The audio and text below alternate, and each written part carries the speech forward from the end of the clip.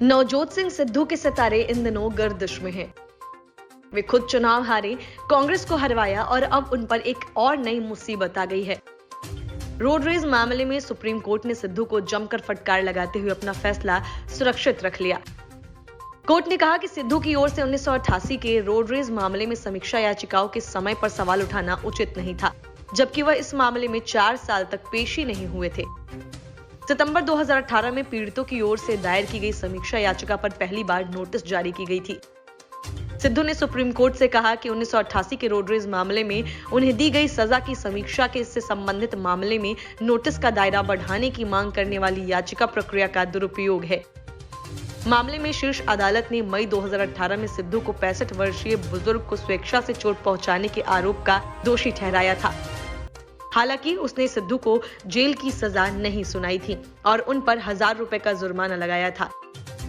न्यायमूर्ति AM खानविलकर और न्यायमूर्ति SK कौल की पीठ ने पहले सिद्धू से उस याचिका पर जवाब दाखिल करने को कहा था, जिसमें कहा गया कि मामले में उनकी सजा केवल स्वेच्छा से चोट पहुंचाने के छोटे अपराध के लिए नहीं होनी चाहिए थी। अदालत में सिद्धू की तरफ से पेश हुए अभिषेक मनु सिंघवी ने पीठ से कहा कि यह नकारात्मक अर्थों में एक असाधारण मामला है जो आपके विचार करने लायक नहीं है, क्योंकि इसके आपराधिक न्याय की बुनियादी नींव को नुकसान पहुंचाने की क्षमता है और इसीलिए यह प्रक्रिया का दुरुपयोग भी है। सिंघवी ने सुप्रीम कोर्ट के मई 2018 के फैसले का हवाला दिया, जिसमें कहा गया कि गुरनाम सिंह की मौत के कारण के बारे में चिकित्सा साक्ष्य बिल्कुल अस्पष्ट थे। याचिकाकर्ताओं की ओर से पेश वरिष्ठ अधिवक्ता सिद्धार्थ लूथरा ने भी सुप्रीम कोर्ट के साल 2018 के फैसले का जिक्र किया। उन्होंने कहा कि पोस्टमार्टम रिपोर्ट मृतक को लगी चोट के बारे में बताती है।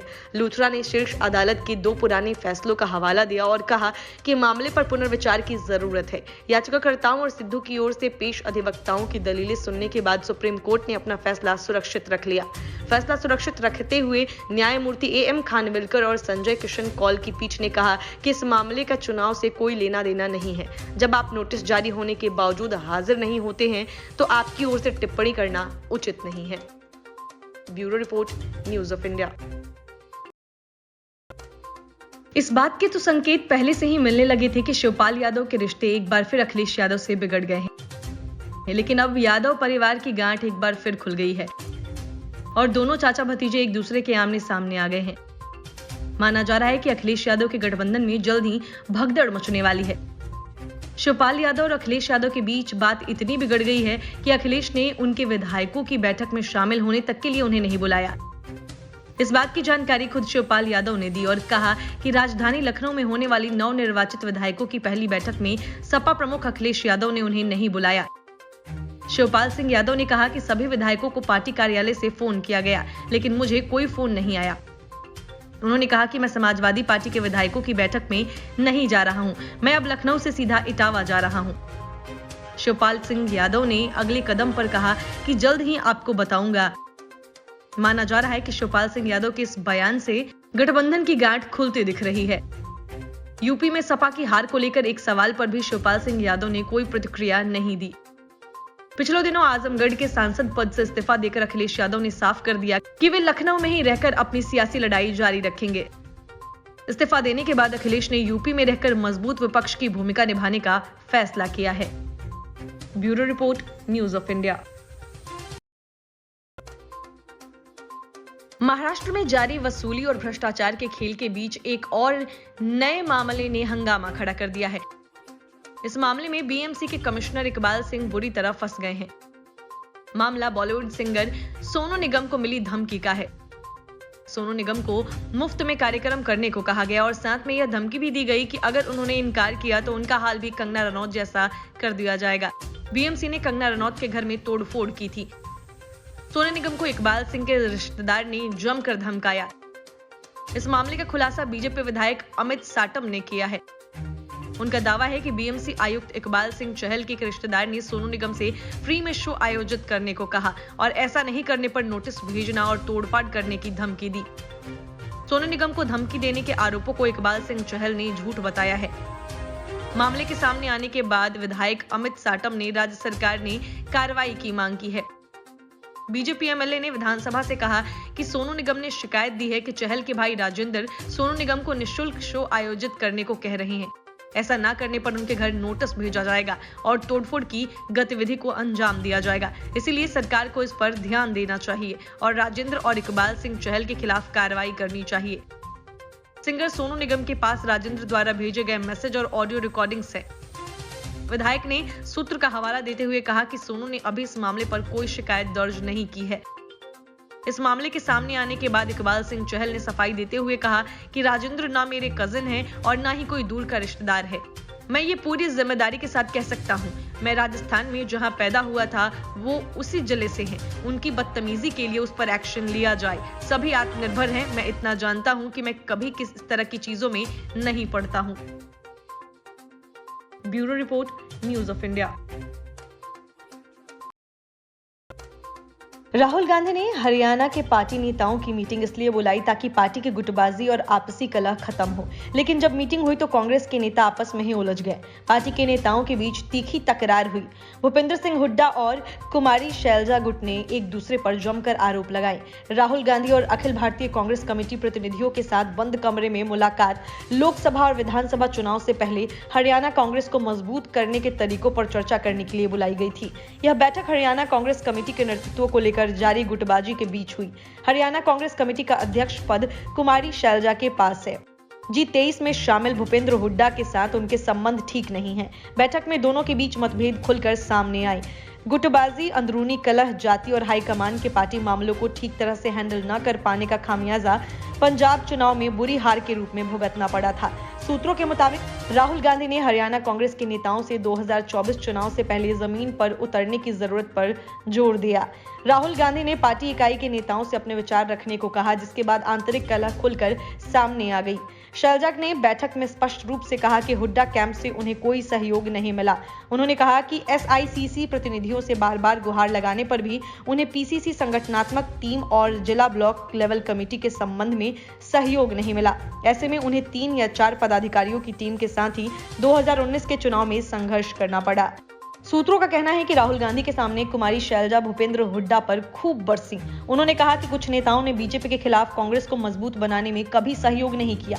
दूसरी ओर भूपेंद्र हुड्डा ने सभी आरोपों का खंडन किया और कहा कि हरियाणा में कांग्रेस संगठन को मजबूत करने की तत्काल जरूरत है। उन्होंने कहा कि वह PM और CM समेत बीजेपी नेताओं से लड़ने में किसी से कम नहीं है।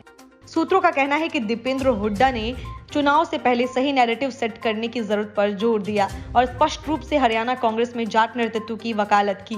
दीपेंद्र हुड्डा को हरियाणा कांग्रेस के नेतृत्व के लिए हुड्डा खेमे की पहली पसंद माना जाता है। मीटिंग में कुलदीप बिश्नोई ने खुद को गैर जाट नेता के रूप में पेश करने की कोशिश की, लेकिन हुड्डा जूनियर ने उन्हें याद दिलाया कि गैर जाट बहुमत के बावजूद उनका बेटा हिसार से चुनाव हार गया था। सूत्रों का कहना है कि राहुल गांधी ने सभी नेताओं की बात सुनी और कहा कि सभी एकजुट होकर पार्टी को मजबूत बनाने के लिए काम करें। हालिया विधानसभा चुनाव में कांग्रेस की करारी हार के बाद पार्टी अध्यक्ष सोनिया गांधी और राहुल गांधी उन प्रदेशों के नेताओं के साथ लगातार बैठकें कर रहे हैं जहां आने वाले महीनों में चुनाव होने हैं। Bureau report, news of India. Bihar की राजनीति में राजद मुखिया लालू प्रसाद यादव के बड़े बेटे और हसनपुर विधायक तेज प्रताप यादव हमेशा चर्चाओं में बने रहते हैं, कभी अपने बयानों को लेकर तो कभी अपने क्रियाकलापों की वजह से। अब एक बार फिर से वो चर्चाओं में हैं। इस बार कारण है उनका एक ट्वीट जिसने कई लोगों के होश उड़ा दिए होंगे। तेज प्रताप यादव ने एक ट्वीट करते हुए कहा है कि उन्हें नासमझ समझने वालों को वो बेनकाब करेंगे। चेतावनी भरे लहजे में तेज प्रताप यादव ने अपने विरोधियों पर तीखा हमला बोलते हुए लिखा है कि वक्त आ चुका है एक बड़े खुलासे का, जल्द ही उन सभी चेहरों से नकाब उतारूंगा जिन्होंने मुझे नासमझ समझने की भूल की। हालांकि अपने इस ट्वीट में तेज प्रताप ने फिलहाल कोई समय सीमा या तारीख तय नहीं की है कि वे आखिर किस विषय को लेकर बात कर रहे हैं या कब उन चेहरों को बेनकाब करेंगे, लेकिन इतना जरूर कहा है कि जल्द ही वो यह काम करेंगे। राजद विधायक तेज प्रताप यादव ने 22 शब्दों का ट्वीट करते हुए बड़ा खुलासा करने की बात कही है। गौरतलब है कि तेज प्रताप यादव राजद में अपनी उपेक्षा को लेकर सार्वजनिक तौर पर कई बार नाराजगी जाहिर कर चुके हैं। कई बार वे बिहार RJD अध्यक्ष जगदानंद सिंह पर अपमान करने का आरोप भी लगा चुके हैं। तेज प्रताप यादव जगदानंद को तानाशाह बताते हुए पार्टी से निकालने की अपील भी कर चुके हैं। तेज प्रताप यादव ने कहा था कि विधानसभा उपचुनाव में उन्हें प्रचार करने के लिए जाने देने से भी वो रोकते हैं। वहीं कुछ दिन पहले ही बिहार दिवस कार्यक्रम के दौरान कई बच्चे खाना खाने के बाद बीमार पड़ गए थे। बाद में ये पता चला था कि उन्हें फूड पॉइजनिंग हुई है। इसी को मुद्दा बनाते हुए तेज प्रताप ने नीतीश सरकार पर हमला भी बोला था। उन्होंने कहा था कि पहले जहरीली शराब और अब जहरीले खाने से बच्चों की जिंदगी के साथ खिलवाड़, शर्म करो नीतीश कुमार। बहरहाल तेज प्रताप यादव ने एक बार फिर से अपने बयान से सियासी गलियारों में चर्चाओं का बाजार गर्म कर दिया है। वहीं कई राजनीतिक जानकार तेज प्रताप यादव के इस ट्वीट को लालू परिवार के झगड़े से भी जोड़ रहे हैं। Bureau news of India. Paschim Bangal के बीरभूम जिले में टीएमसी नेता की हत्या के बाद घरों में आग लगाकर हुए भयानक हत्याकांड की जांच हाईकोर्ट के आदेश के बाद सीबीआई ने संभाल ली है। जिंदा जलाकर मार डाले गए 10 लोगों के मामले में सीबीआई ने कार्रवाई भी शुरू कर दी है और इस मामले में अब तक 21 लोगों के खिलाफ एफआईआर दर्ज की है। साथ ही इन आरोपियों पर आईपीसी की धारा 147, 148, 149 सहित कई गंभीर धाराएं लगाई गई हैं। इन लोगों पर सशस्त्र दंगे का आरोप भी लगाया गया है। जांच एजेंसी का दावा है कि घरों में आग लोगों को मारने की नीयत से लगाई गई थी। गौरतलब है कि 21 मार्च को बीरभूम में बदमाशों ने टीएमसी नेता भादु शेख की हत्या के बाद 10 घरों में आग लगा दी थी, जिससे महिलाओं और बच्चों समेत 10 लोगों की मौत हो गई थी। सीबीआई ने अपनी प्राथमिकी में कहा है कि प्रारंभिक जांच से पता चलता है कि टीएमसी नेता और स्थानीय पंचायत के उप प्रधान भादु शेख की हत्या का बदला लेने के लिए हिंसा की गई थी। लगभग 70 से 80 लोगों की अनियंत्रित भीड़ ने पीड़ितों के घरों पर हमला किया, वहां तोड़फोड़ की और उन्हें जान से मारने के इरादे से उनके घरों में आग लगा दी। इस घटना से एक दिन पहले अज्ञात हमलावरों ने भादु शेख पर देसी बम से हमला किया था, जिसमें उनकी मौत हो गई थी। डीआईजी अखिलेश सिंह के नेतृत्व में सीबीआई टीम सीएफएसएल टीम के साथ रामपुर हाट इलाके के बगतुई गांव पहुंच गई है और घटना की जांच शुरू कर दी है। सीबीआई के अधिकारियों ने मामले की जांच के लिए राज्य सरकार द्वारा गठित एसआईटी के अधिकारियों से इस मामले से जुड़े सारे कागजात भी ले लिए हैं। जांच में किसी तरह का अड़ंगा ना पहुंचे और सबूतों के साथ किसी तरह से छेड़छाड़ ना हो, इसको लेकर गांव में सुरक्षा व्यवस्था को बेहद सख्त कर दिया गया है। गौरतलब है कि कलकत्ता हाईकोर्ट ने मामले का स्वतः संज्ञान लेते हुए जांच के लिए मामले को सीबीआई के हवाले कर दिया था। वहीं इस घटना के बाद से राज्य में मुख्य विपक्षी दल भाजपा भी राज्य सरकार पर हमलावर है और ममता बनर्जी का इस्तीफा मांग रही है।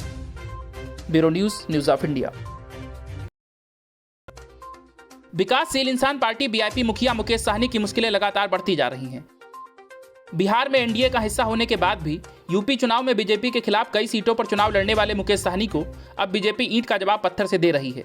तो वहीं मुकेश साहनी को जिनसे उम्मीदें थीं, वो लोग भी उनकी उम्मीदें तोड़ रहे हैं। बिहार की पूर्व मुख्यमंत्री और आरजेडी नेत्री राबड़ी देवी ने कहा है कि मुकेश साहनी के लिए राजद में कोई जगह नहीं है। पार्टी में पहले ही कई बड़े निषाद नेता मौजूद हैं।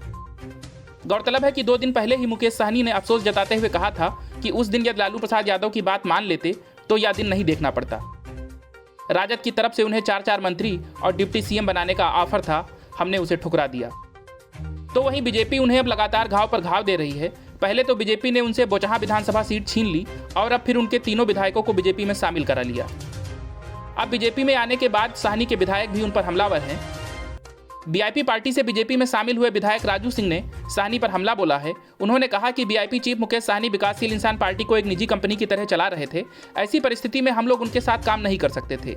मुझे वह बोल रहे हैं कि मैं लंगूर हूं और अंगूर के लिए बीजेपी में आया हूं, मैं मंत्री बनने नहीं आया।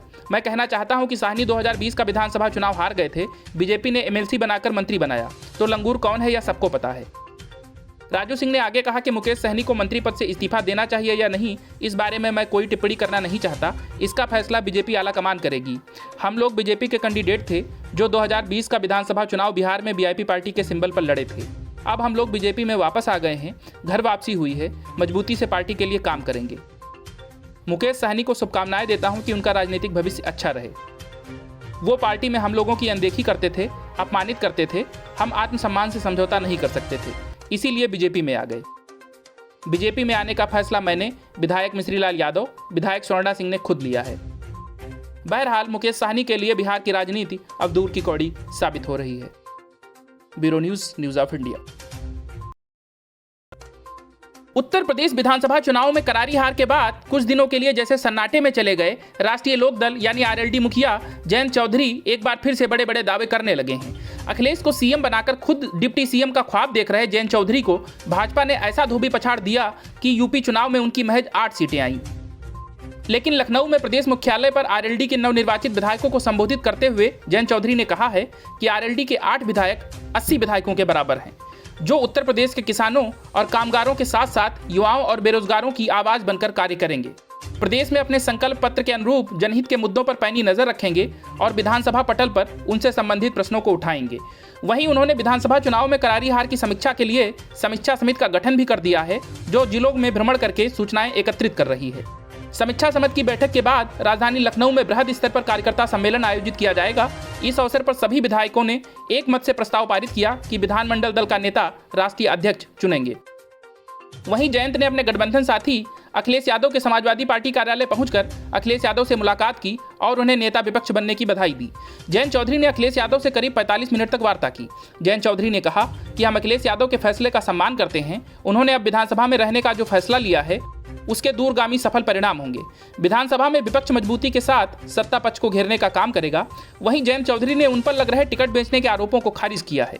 टिकट बेचने का आरोप लगाकर पार्टी के प्रदेश अध्यक्ष पद से डॉक्टर मसूद अहमद ने इस्तीफा देने के सवाल पर जयंत चौधरी ने कहा कि उनके आरोप बेबुनियाद हैं। अब जल्द नए प्रदेश अध्यक्ष का चयन किया जाएगा। Bureau news of India.